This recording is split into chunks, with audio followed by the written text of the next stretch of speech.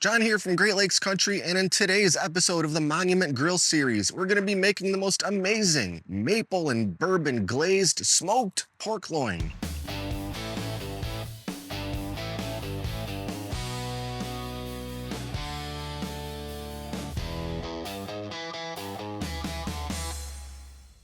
That's right, we're going to be using the Denali 605 Pro to essentially roast, or rather smoke, a whole pork loin. We're gonna marinate it, we're gonna glaze it, we're gonna smoke it. It's gonna be juicy, delicious, and it's all gonna come together pretty easily. How am I gonna use a propane grill as a smoker? Well, I'm gonna show you exactly how. So let's get right into it and take a look at the beautiful piece of pork we're gonna be making today.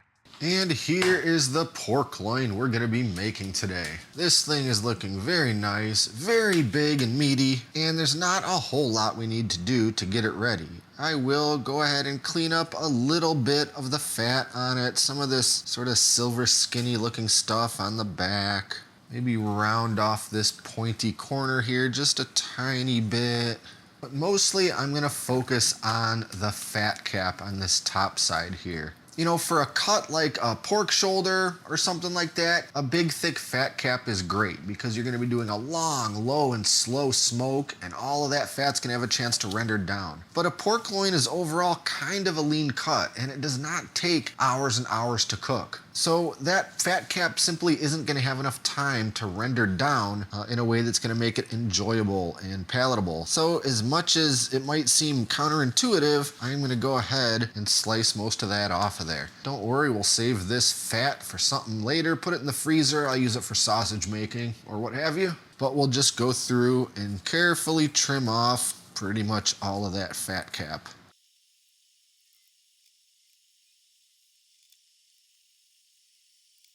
And that pork loin is looking pretty good to me. Now let's make our marinade, or more accurately, our brine. Starting with 4 cups of cold water, a 1/4 cup of kosher salt, 1/4 cup apple cider vinegar, 1/4 cup pure maple syrup, a few smashed cloves of garlic, and a few sprigs of fresh thyme. Get that all mixed together. We could put this in a little pan and bring it up to a simmer to make sure all that salt is fully dissolved, but it's not really gonna be a problem at this concentration. Now I can get that pork loin transferred into a humongous 2-gallon Ziploc bag, and I'll get all of that brine poured in there.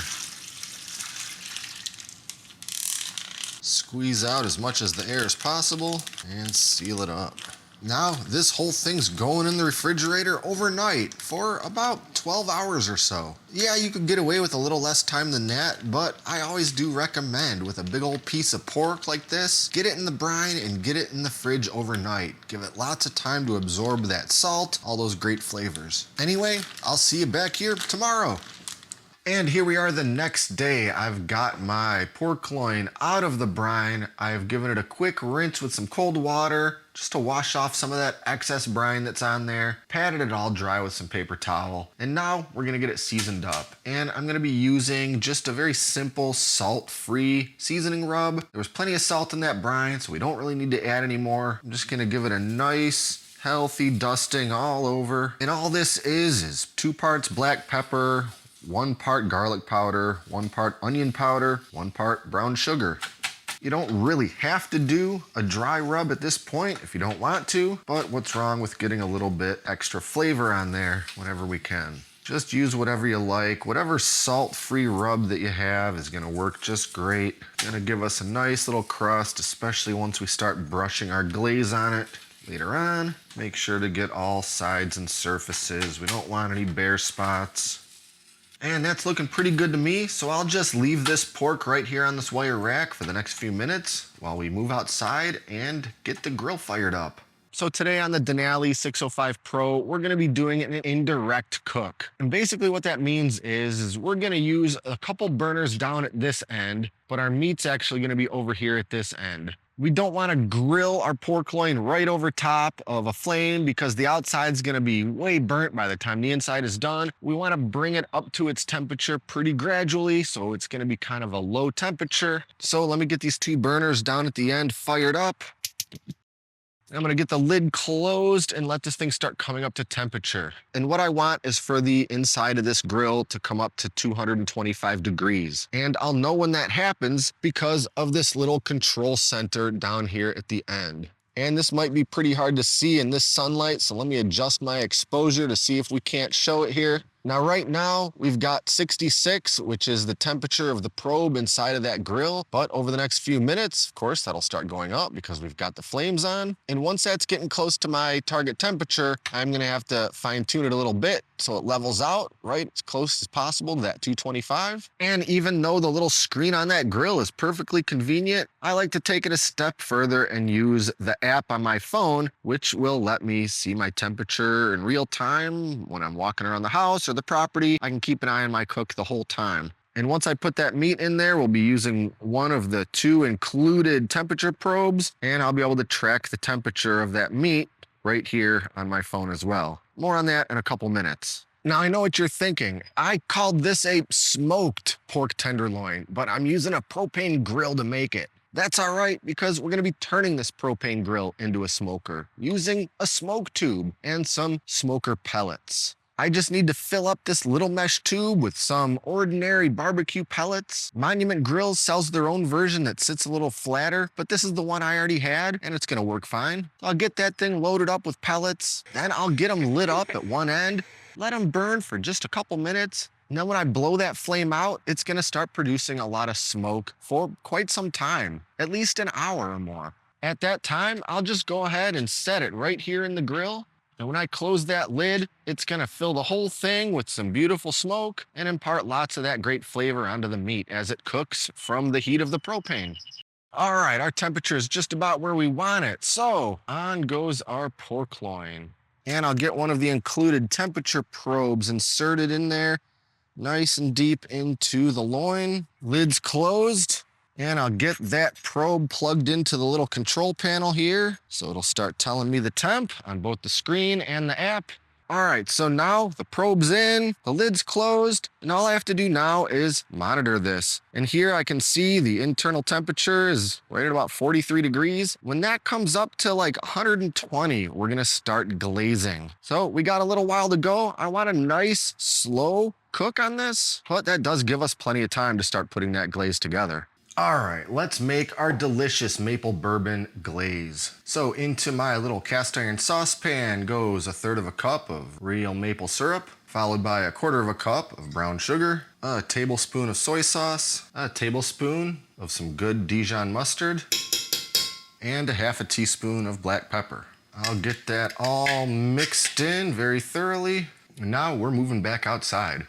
Now on the left side of the grill here is this other burner, and this is really designed for high temp steak searing and so forth, but I think that it is just the perfectly convenient little burner for making sauces and keeping things warm and so forth. So I'll just get this burner turned on and we'll just get our little saucepan on there. Let everything in there start heating up. We want to make sure all the sugar and everything dissolves in nicely. I just want to bring it to a very low simmer, at which time we are adding one more ingredient, and that is some good bourbon. In case you're wondering, today I'm using some Bullet. And get it all stirred in. Now our glaze is technically finished. We don't need it for a little while yet, so I'm just gonna keep it warm right here on this burner, about as low as I can get that heat. Just give it a stir every little once in a while, and our delicious glaze will be ready to go when we need it. And here we are about an hour and a half into this cook. The internal temperature of our pork loin is just hitting 120 degrees, so that means it's time to start glazing. And I'm starting to think I should have removed this rack earlier to give myself a little more room to work. That's all right. We're just gonna get a nice coating all over the top and sides of this pork loin of this beautiful maple bourbon glaze.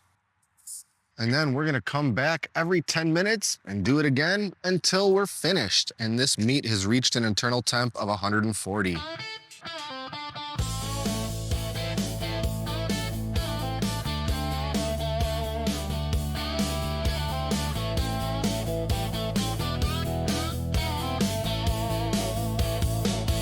All right, internal temperature of our pork loin has reached 140 degrees, so that means it's time to pull it off of there. So we're gonna get our little pork loin moved over to some aluminum foil. Hit it with just a little bit more of that glaze. And now we're wrapping it up nice and tight so we can let it rest for about the next 15, 20 minutes, something like that. Doesn't need a real long rest, but it definitely needs a little bit. All right, we're done resting. So let's get into this pork loin, slice in and see how we did. I gotta say, it's looking and smelling great. So let's slice. Beautiful, juicy.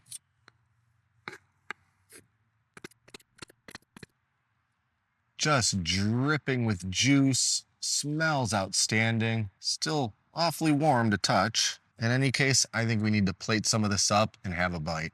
And there we have it, the most beautiful maple bourbon glazed smoked pork loin with a little bit of crispy grilled potatoes, some asparagus, and of course a nice garlic breadstick. That right there, if I do say so myself, is a meal fit for a king. So let's dive in.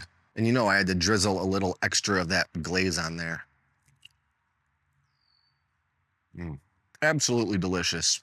Man, that glaze is just spot on. I've used that glaze recipe for pork loins in the past, and it is definitely one of my favorites. Not overly smoky, but there's definitely a hint of it on there. You know, the ventilation of a propane grill is a little bit different than a smoker, of course, and it does hold more of the smoke in there because there's not a chimney, but the pellets inside of that smoke tube also burn a little less because there's not that constant airflow coming through it. So not as much smoke as maybe I would have liked, but that just makes me think I need to get the smoker tube burning a little hotter first before I put it in there next time.